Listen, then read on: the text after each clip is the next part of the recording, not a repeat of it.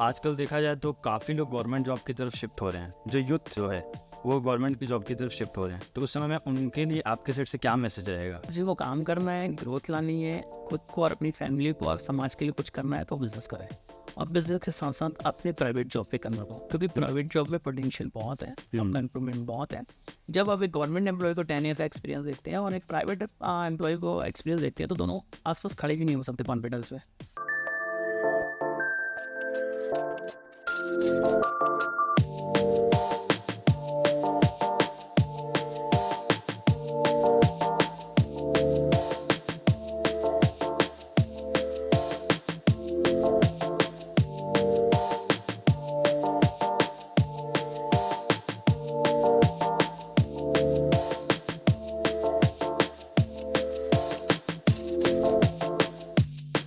Hello everyone, the name is Arbaaz. Welcome to my YouTube channel. तो आज हम बिलासपुर के एक ऐसे बिजनेसमैन से मिलने वाले हैं जिन्होंने बैग्स एंड पैकेजिंग की दुनिया में पूरे छत्तीसगढ़ के लगभग 70 to 80% मार्केट को कैप्चर कर रखा है।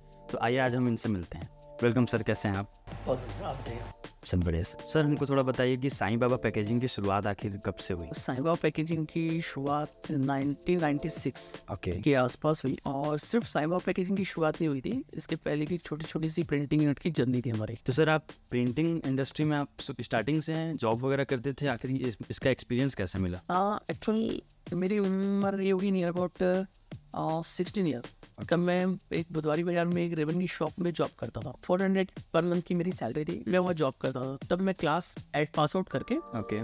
वो मैंने ज्वाइन की। मेरी घर की हालत काफ़ी उस समय ख़राब थी। मेरे डैड उस समय नियर अबाउट छोटा सा बिजनेस किराने की शॉप चलाते थे सरचना में। वहाँ से फिर हमारे घर की हालत थोड़ी सी काफ़ी ख़राब होने लगी। ओके। इस वजह से मुझे बुधवारी बाजार में एक प्राइवेट शॉप में जॉब करनी पड़ी। 400 पर मंथ की सैलरी पे था मैं वहाँ पे। 400 पर पर मंथ की सैलरी पे था। सर्वाइवल कैसे चलता था इतने? सर्वे में उस समय पैसे की इतनी नीड हुआ नहीं करती थी, सिर्फ ज़रूरतें ही सिर्फ जलवायु पूरी हुई। नियर अबाउट वो जॉब मैंने 2 ईयर लगभग की होंगी कंटिन्यू। वो जॉब स्विच करके फिर एक कपड़े की शॉप में जॉब मिला मैं। वहाँ 600 पर मंथ की जॉब की। तो वहाँ एज अ सेल्स पर्सन या ना office boy, house keeping person, साफ सफाई, चाय पानी पिलाना, कस्टमर है उनकी देख रेख करना, वो था। इसके बाद नियर अबाउट 2 ईयर मैंने कपड़े की शॉप में जॉब की। कपड़े की शॉप में जॉब करने पर क्या हुआ, कुछ क्लाइंट्स आते थे, उनको प्रिंटिंग से रिलेटेड कुछ प्रोडक्ट की नीड रहती थी, जैसे carry bags, visiting card, stickers, bill books, pamphlets वगैरह की नीड होती थी। वो कहीं ना कहीं से काम कराते थे। उनके कुछ पार्सल्स आते थे, वो हमारी शॉप में आते थे। वो मैं देखता था कहाँ से आ रही है और कहाँ डिलीवर हो रही है। तो कुछ क्लू मिला कि अगर ये काम किया जाए तो कुछ अपना काम चालू किया जा सकता है। फिर रिसेंटली एक स्पार्क स्क्रीन करके कोटपारा में एक महबूब भाई जी थे, उनके पास में गया। उनको बोला मुझे काम करना है। उन्होंने बोला मैं सिखाऊंगा पर काम पे नहीं रख पाऊंगा। उन्होंने 500 रुपीज़ चार्ज लिए और मुझे स्क्रीन प्रिंटिंग का काम सिखाया। ओके। स्क्रीन प्रिंटिंग का काम सीखने के बाद मैं घर पे स्क्रीन प्रिंटिंग का काम स्टार्ट किया, जिसमें मैं और मेरी फैमिली पूरी सपोर्ट करती थी। अच्छा, पूरा फैमिली मिल के उस इस प्रिंटिंग यूनिट्स में बहुत बड़ी चीज़ें होती है। प्रिंटिंग के बाद उनको ड्राइंग का भरपूर टाइम दिया जाता है, बहुत ज़्यादा। उसके लिए क्या फैमिली सपोर्ट या हेल्पिंग हैंड्स की नीड होती है। उस समय हम खुद सैलरीड थे तो किसी को सैलरी पे रख नहीं पाते, तो इसलिए पूरे फैमिली वालों ने मिलकर उस बिजनेस को धीरे धीरे स्टार्ट किया। अरे वाह। स्टार्टिंग में stickers, visiting cards, bill book इनमें कन्वर्ट हुए। अब आप मार्केट करने जाते हैं तो आपको कई सारे आइडियाज मिलना चालू हो जाते हैं कि अब करना क्या है। इसके बाद क्या हुआ, कस्टमर की नीड आई पॉलिथीन बैग्स की, प्लास्टिक कैरी बैग। वो भी स्क्रीन प्रिंटिंग होती थी, उसमें वॉल्यूम ज्यादा था, उसमें फंड भी चाहिए था और वर्क भी करना था। उसी समय इनिशियली वो छोटे छोटे पैकेट्स रायपुर से लाना, बिना टिकट ट्रेन की जर्नी करना, टीटी से बचना, छोटे छोटे पैकेट्स घर तक लाना, प्रिंटिंग करना, फिर साइकिल पे ले जाके स्टोर्स में छोड़ना। साइकिल से ही मार्केटिंग करते थे? साइकिल से मार्केटिंग होती थी उस समय। साइकिल नीचे तरह के पैदल मार्केटिंग हुआ करती थी कि कोई देखे ना कि साइकिल में आप आ रहे हो। एंटरटेन नहीं करते थे क्लाइंट। फिर अटैची लेके, बैग्स लेके, सैंपल क्लियर करना, लोगों को दिखाना, बताना, कन्वेंस करना, ऑर्डर लेना, फिर उसको ऑर्डर को क्लियर करके वहाँ तक पहुँचाना। हफ्ते में एक तो जॉब ही कर पाना, क्योंकि fund issue. Slowly slowly slowly slowly धीरे धीरे धीरे फंड आउटसाइड से जनरेट हुए। कहीं हेल्प ली, किसी से इंटरेस्ट पे लिए, और धीरे धीरे जब पोटेंशियल नजर आया होगा इसमें कि इसके बाद फंड अरेंज किया, कुछ इंटरेस्ट पे लिए। ओके। कहाँ से स्टॉक मैनेज हुआ, वर्क स्टार्ट हुआ। सारे काम आउटसोर्स थे, डिजाइनिंग से लेकर सारी चीज आउटसोर्स थे, इन हाउस कुछ भी नहीं था। अगर एक आउटसोर्स भी उस दिन ब्रेक होता था, हमारा काम बंद हो जाता था। आज डिजाइनिंग नहीं मिल पाई, काम बंद। पानी गिर गया, काम बंद। मटेरियल बनाने में इशू हुआ, ड्राई नहीं हुआ, काम बंद। उस पोजीशन में पर मंथ 30 डेज में हमारे पास वर्क शेड्यूल 10 से 12 दिन का आता था, बाकी 17 to 18 डेज हम खाली बैठते थे। अच्छा, सिर्फ फंड न होने की वजह से और सारी चीजें क्लियर हमारे पास न होने की वजह से। ओके। धीरे धीरे चलता रहा, प्रोसेस बढ़ता रहा, फंड अरेंज किए गए, सोर्स अरेंज किए गए, चीजें बढ़ती चली गई और फिर धीरे धीरे पॉलिसिन में हमने स्किन बिल्डिंग में छोटा सा वर्क स्टार्ट किया। करते करते काफी दिन गुजर गए, लोग जानने लगे, पहचानने लगे, कस्टमर का ट्रस्ट बढ़ने लगा। स्लो करते करते एक समय आया जिसमें एक्सपेंशन की नीड थी, फंड नहीं था। तब किसी सीए के साथ बात करके बैंक वालों से बात हुई, बैंक ऑफ कर्नाटका, उन्होंने मुझे लोन फंडिंग करने के लिए आश्वासन दिया। काफी पेपर फॉर्मेलिटी हुई, बहुत कुछ हुआ। एंड टाइम पे आके उन्होंने रिसेट कर दिया, एंड टाइम पे, एंड मोमेंट पे आके रिसेट कर दिया। उन्होंने मेरा घर विजिट किया, घर विजिट करने के बाद कैंसिल कर दिया। वैल्यूएशन वगैरह निकाल के मतलब? था ही नहीं, रेंटल हाउस था। अच्छा, ओके। घर भी अपना नहीं था, Yeah. रेंटल हाउस था। उन्होंने रिजेक्ट कर दिया। फिर काफी समय से चलता, तो 3 साल तक फिर मेहनत की। फिर मेरी शादी हुई 2005 में। अच्छा। 2005 में मेरी मैरिज हुई। तब भी मेरी हालत वही थी, जैसे करके मैरिज तो निपटा ली मैंने। 2006 में मैंने अपने फादर इन लॉ से हेल्प मांगी, मुझे लोन लेना है, क्या आप अपना घर मॉर्गेज कर सकते हो मेरे? वो एग्री हो गया। तब मेरी पहली फंडिंग बैंक ऑफ महाराष्ट्र से 15 लाख रुपए की हुई। अच्छा। 2006 में, और वो 15 लाख की फंडिंग, उनकी प्रॉपर्टी रिलीज करने में मुझे 3 साल लगे। 2009 तक मैंने रिलीज किया। तब विदाउट एनी मॉर्गेज बैंक के द्वारा मुझे काफी सपोर्ट हुआ। ओके। तब पहली इंडस्ट्री हमारी डली रेंटल हाउस गुप्ता जी के में था। वहाँ से स्टार्ट हुआ। 3-4 साल अच्छी स्टेबिलिटी आई, शहर में एक अच्छा नाम बना। 10 साल हो गए थे प्रोसेस को चला। आफ्टर 10 ईयर के बाद सिरगिट्टी में एक प्रॉपर्टी परचेस की हमने, और वहाँ पे छोटी सी इंडस्ट्री डेवलप की। वहाँ पे सिरगिट्टी में आपका पूरी मैन्युफैक्चरिंग यूनिट है? पूरी मैन्युफैक्चरिंग यूनिट है। अच्छा, अभी देखा जाए तो रिटेल, स्टॉकिस्ट और ट्रेडर, ये तीनों मिला के आप ऑलमोस्ट छत्तीसगढ़ का 70 to 80% मार्केट। अगर ऐसा मार्केट कैप्चर करेंगे तो 50% मेरे द्वारा कैप्चर किया हुआ है, साईं बाबा पैकेजिंग के द्वारा कैप्चर किया हुआ है। लेकिन ऑलरेडी 90-95% मार्केट हमारा ही कैप किया हुआ है। लेकिन हमारे स्टॉकिस्ट, हमारे डीलर, हमारे ट्रेडर के थ्रू वो वाया के क्या होता है, वाया मटेरियल जाता है, क्या मटेरियल हमारे ही। अच्छा, आपकी एक आध डील बीच में दुबई से कुछ कनेक्ट हुई थी? दुबई की पहले हमारी एक डील कनेक्ट हुई थी नियर अबाउट 2017 के आसपास। मैं अपने बिजनेस को एक्सपेंशन करने के लिए बॉम्बे शिफ्ट हुआ था। ओके। मुंबई शिफ्ट होते ही मैंने वहाँ पे 2017 में एक रेंटल प्रॉपर्टी पे अपनी एक छोटी सी यूनिट स्टार्ट की। बॉम्बे में छोटी सी 2017 में स्टार्ट की, जहाँ मैंने मार्केटिंग बेस पे किशोर बियानी की एक बिग बाजार फर्म हुआ करती थी, जिनके 280 आउटलेट थे ऑल ओवर इंडिया। बड़ी परवाह के समय में बिग बाजार को ऑल ओवर इंडिया 10 डेज में शॉपिंग बैग सप्लाई कर रहे थे। वो कई जगहों से होके नहीं हो पाया। उन्होंने लास्ट डील मेरे से फाइनल हुई। वो फर्स्ट कंसाइनमेंट मुंबई का मेरा सबसे बड़ा कंसाइनमेंट 42 लाख का था, और 7 डे में ऑल ओवर इंडिया डिलीवर करनी थी। चैलेंजिंग था, काफी चैलेंजिंग था। इसमें मैंने अपने दिल्ली में एक जॉइंट वेंचर एक दिन में रेडी किया, मेरा फ्रेंड है वहाँ पे, नागपुर में रेडी किया, बिलासपुर से सप्लाई हुई, मुंबई की फैक्ट्री से सप्लाई हुई। ऐसे चैनल करके 4 पार्ट इस वेस्ट नॉर्थ साउथ हमने कनेक्ट किया, और 7 डे में बिना सोए बिना खाए लगे रहे। सबने अच्छा सपोर्ट किया, मेरी टीम ने भी सपोर्ट किया, मेरे फ्रेंड ने सपोर्ट किया, कुछ जॉइंट वेंचर किए थे मैंने उस समय, उन्होंने भी सपोर्ट किया, और हम 6 डे 7 डे के अंदर सारा कंसाइनमेंट डिलीवर कर दिया। इसके बाद अभी रिसेंटली जनवरी 2023 में दुबई का कंसाइनमेंट आया हमारे पास एक्सपोर्ट के लिए। एक्सपोर्ट का नॉलेज था नहीं, किसी एक्सपोर्टर के थ्रू मैंने वो डील फाइनल की। काफी पोटेंशियल था दुबई में भी, हमने डील कंसाइनमेंट क्लियर किया, अच्छे सपोर्ट हुए दुबई में, काफी अच्छी सेटअप हुए। रिसेंटली मैं अभी 10 डेज दुबई विजिट करके इसीलिए आया हूँ। बिजनेस ट्रिप था एक्चुअल में? बिजनेस ट्रिप था, लेकिन अब फैमिली को भी साथ में ले गया, दोनों काम में। अच्छा, ये जो बिग बाजार का आपका शिपमेंट था, तो उसके बाद ही दुबई का शिपमेंट मिला? उसके बाद दुबई का शिप। बिग बाजार वाले शिपमेंट में कुछ आपको रिकॉग्नाइजेशन भी मिला था बीच में, ऐसा मैंने सुना था? ये actual chamber of commerce Bilaspur में, यूथ चैम्बर ऑफ कॉमर्स के द्वारा मुझे इनवाइट किया गया था होटल इंटरसिटी में, जिसे मुझे सम्मानित किया गया कि बिलासपुर शहर से मुंबई तक और मुंबई से बिग बाजार की डील क्रैक करने के लिए मुझे यहाँ सम्मानित किया गया था। जिसमें अरविंद जी हैं और पूरी टीम ने मुझे इनवाइट किया था यहाँ पे। अच्छा, आपकी मैन्युफैक्चरिंग यूनिट एक बिलासपुर में भी है सिरगिट्टी में, और दूसरी महाराष्ट्र में भी है, बॉम्बे में। तो कैसे आप मैनेज करते हैं दोनों को? कोई भी इंडस्ट्री मैनेज करने के लिए आपको पावर ऑफ मनी नहीं, पावर ऑफ ह्यूमन चाहिए रहता है। हाँ, जब तक आपके पास ह्यूमन पावर नहीं है तब तक आप कुछ भी चीज़ सर्वाइव नहीं कर सकते। ठीक। आपको अपनी टीम बनानी पड़ती है, उसको लीडर बनाना पड़ता है, उसको अपने काम के प्रति बहुत ज़्यादा मेहनत करके उसको समझाना सिखाना पड़ता है, एक चैनल बनाना पड़ता है, उस चैनल के भी आप पे आपकी टीम वर्क करती है। अगर आपकी टीम ओके है तो आप 2 इंडस्ट्री नहीं 200 इंडस्ट्री हो। ठीक। और इसके साथ साथ आपको इंडस्ट्री कोई भी हो, किसी भी प्रकार का बिजनेस, उसके लिए डाटा की बहुत ज़्यादा नीड पड़ती है। आज हम कुछ भी काम करते हैं, अगले 30 डे बाद हमें याद नहीं रहता हमने क्या किया। हाँ, इसलिए आपको अपने कुछ सॉफ्टवेयर्स या कुछ ERPs डेवलप करके रखनी पड़ती है, जिसे आपको दोबारा करने के लिए याद नहीं रखना पड़े।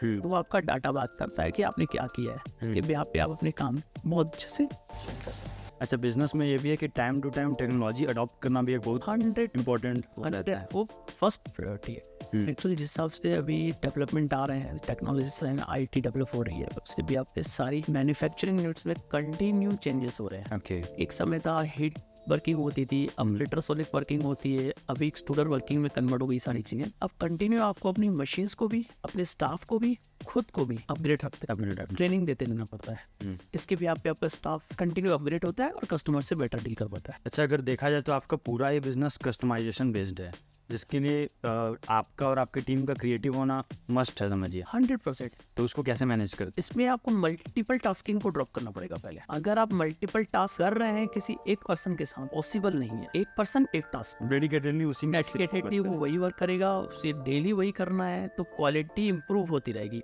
आज हमने उनसे कुछ और काम कराया, कल कुछ और कराया, परसों कुछ और कराया, तो वो मल्टीपल टास्क में क्या उसका इंप्रूवमेंट नहीं होगा, उसका ब्रेन का डेवलपमेंट कभी भी नहीं हो पाएगा। बट अगर आपने उसको एक काम दिया तो आज वो जो भी आपको परफॉर्मेंस दे रहा है, नेक्स्ट उससे बेटर परफॉर्मेंस देगा, क्योंकि वो वही काम कर रहा है। तो क्रिएटिव होना 100% राइट है, पर उसके लिए एक पर्सन के साथ एक ही काम करना, मतलब मल्टीपल टास्क के हिसाब से ये सोचिए कि हमने एक पर्सन को पॉइंट किया, उसे 100 काम करवा लिए। ये हमारे बिजनेस की एक नेगेटिविटी है, ये बहुत नेगेटिविटी है हमारे बिजनेस में। जितने भी मैन्युफैक्चरर हैं या ट्रेडर हैं, वो क्या सोचते हैं कि हम एक पर्सन को अपॉइंट कर लिया, उससे हम सारे काम करा लेते हैं और सारे काम करा के हम अच्छे से सर्वाइव कर जाएंगे। पॉसिबल नहीं है ना। जैसे डोमिनोज और मैकडी वगैरह इसको मेंटेन करके रखे हैं, उन लोगों का डेडिकेटली हर काम के लिए एक पर्सन रहता है। बिल्कुल।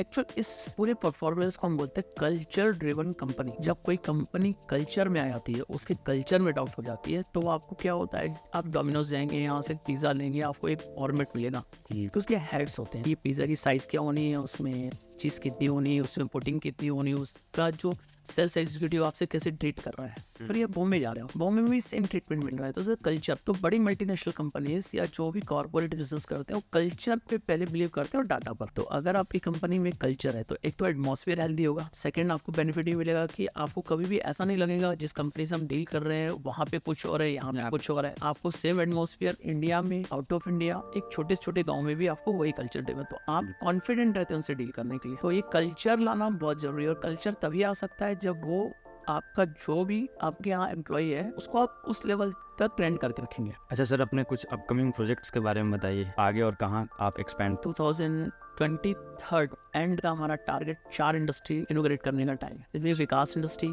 Sunflower industry, iron non bags and fabric and cyber packaging unit 2, ये 4 इंडस्ट्री एक साथ डेवलप होगी। इन डेवलपमेंट में हमने जो सेगमेंट्स स्टार्ट कर रहे हैं, वो एक industrial packaging, food packaging, flexi packaging, retail packaging, under one roof, और पैकेजिंग मटेरियल्स। सारे कलेक्शन वहाँ पे सारे कल आपको राइस बैग चाहिए, अवेलेबल है। आपको लिक्विड बैग्स चाहिए, अवेलेबल है। पेपर बैग्स चाहिए, अवेलेबल है। नॉन बैग्स चाहिए, अवेलेबल है। पॉली बैग्स चाहिए, अवेलेबल है। तो उसका मैन्युफैक्चरिंग यूनिट रहेगा, उसका लोकेशन वगैरह क्या। लोकेशन एक विकास इंडस्ट्री सिटी में हमारी, जो अभी साइबर पैकेजिंग जहाँ पे है, नेक्स्ट वहीं पर विकास इंडस्ट्री है, और बाकी इंडस्ट्री जो डेवलप हो रही है सिल्परी बिलासपुर में इंडस्ट्रियल यूनिट डेवलप किया गवर्नमेंट ने वहाँ में। रायपुर में हमारी प्रॉपर्टी है, पिछली के वहाँ सिंगल एक मशीन रखी हुई है, वो अभी एक्सपेंशन में नहीं है अभी फिलहाल। Indore and Hyderabad pipeline project है, बट थोड़ा टाइम लगेगा, मत अवेटेड है वो। हाँ। अच्छा, बीच में कोई सॉफ्टवेयर ऐसा डेवलप करा रहे थे जिसमें कम से कम 16 से 17 लोग लगे हुए थे, अंत में कोई भी नहीं कर पाया, तो आखिर ऐसा क्या डेवलप करवा रहे थे। एक्चुअली क्या होता है, जैसे आप अपना एक घर बनाते हैं,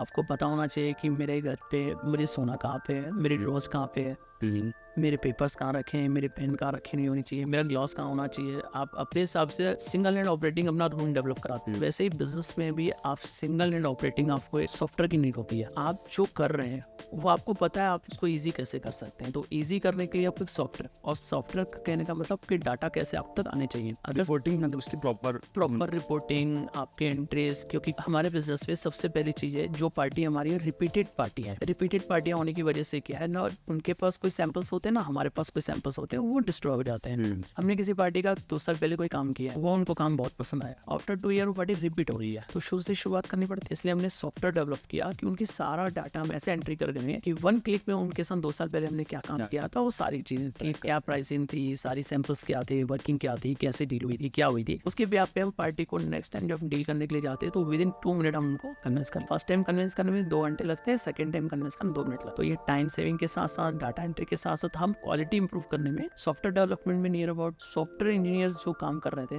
16 to 17 सॉफ्टवेयर इंजीनियर उस प्रोजेक्ट को छोड़ चुके थे। अच्छा, वो करना ही नहीं चाहते क्योंकि अपनी जो रिक्वायरमेंट थी वो बहुत डिफरेंट थी, कम्प्लीटली कस्टमाइजेशन था वो। तो उन लोग उसको मतलब वो कर नहीं पा रहे थे या कोडिंग नहीं मैच कर पा रहे थे, वो कैलकुलेशंस नहीं कर पा रहे थे। उस रीज़न से क्या है, काफ़ी क्रिटिकल हुआ। उस सॉफ्टवेयर को डेवलप करने में मुझे करीब 2.5 से 3 साल लगा।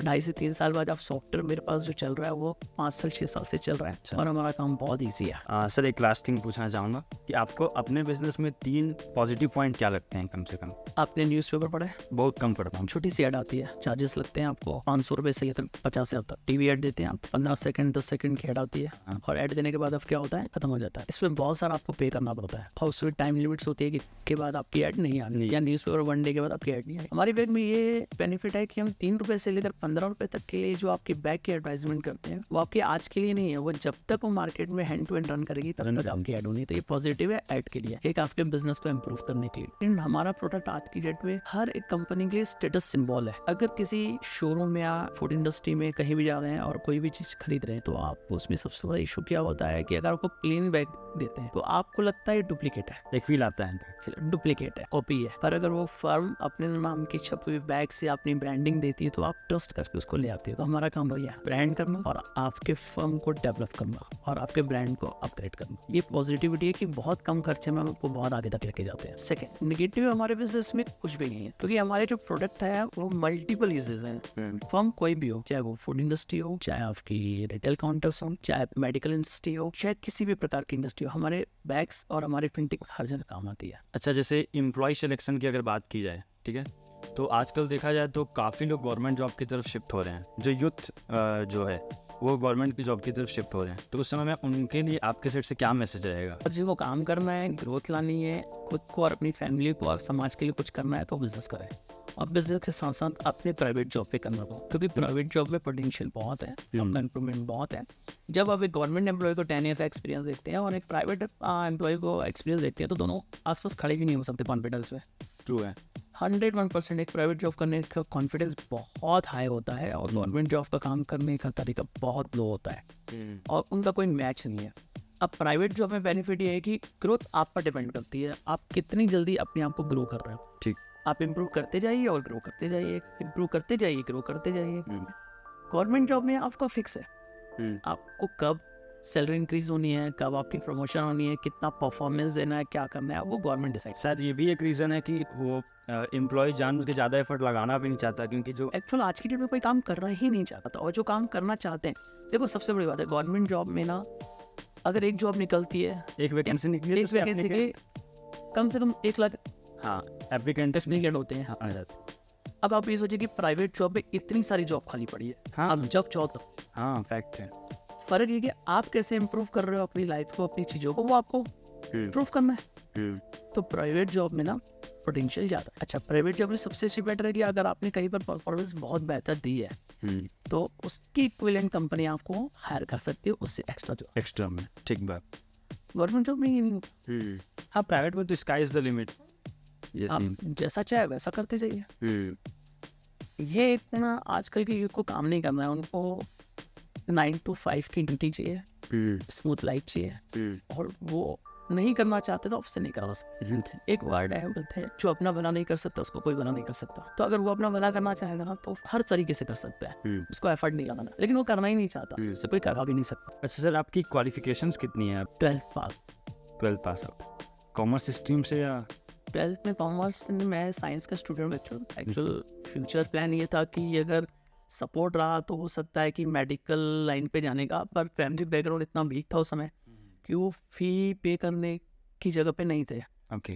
तो उस पोर्शन से उस फील्ड को ड्रॉप करके बिजनेस। तो अभी जैसे बड़े बड़े सेमिनार वगैरह अटेंड करते हैं आप, बिजनेस मीटिंग अटेंड करते हैं, तो उसमें कभी लगता है कि एजुकेशन कहीं ना कहीं बीच में must education is first, okay. Education होनी ही चाहिए। हम्म। किसी भी लेवल पे आपको ग्रेस्पिंग पावर या लोगों को समझने के लिए क्या कहीं ना कहीं तो गिल्ट फील होता है जब वो अपनी फ्लुएंसी में डिस्कशन करते हैं या कुछ ऐसे शब्दों का यूज़ करते हैं जो शब्द शायद ना समझने में टाइम लगता है या उससे पूछना पड़ता है इसका क्या मीनिंग क्या है, ये जो आप बोल रहे हो ये कैसे होता है या क्या होता है, तो उस समय थोड़ी सी लगती है, बट लेकिन ठीक है, मैनेज हो जाए। मैनेज हो जाता है। बट लेकिन एजुकेशन इज मस्ट, मतलब एजुकेशन छोड़ के बिजनेस करना है या जॉब करना है तो गलत। पहले आप पढ़ लीजिए, अच्छे से पढ़ लीजिए, इतना पढ़ लीजिए कि किसी के सामने आप कॉन्फिडेंस पे बात कर पाए, आप चल सके, क्योंकि बिजनेस तो कल भी कर सकते हैं और परसों भी कर सकते हैं, लेकिन पढ़ाई की तो एक लिमिटेशन है। एक लिमिट के बाद, एक एज के बाद आप पढ़ाई नहीं कर सकते। जैसे आज मुझे एक शौक पढ़ने का कि मैं पढ़ूँ, आगे बढ़ूँ, तो पढ़ नहीं सकता, वो पहले करना चाहिए। ठीक है, thank you so much sir.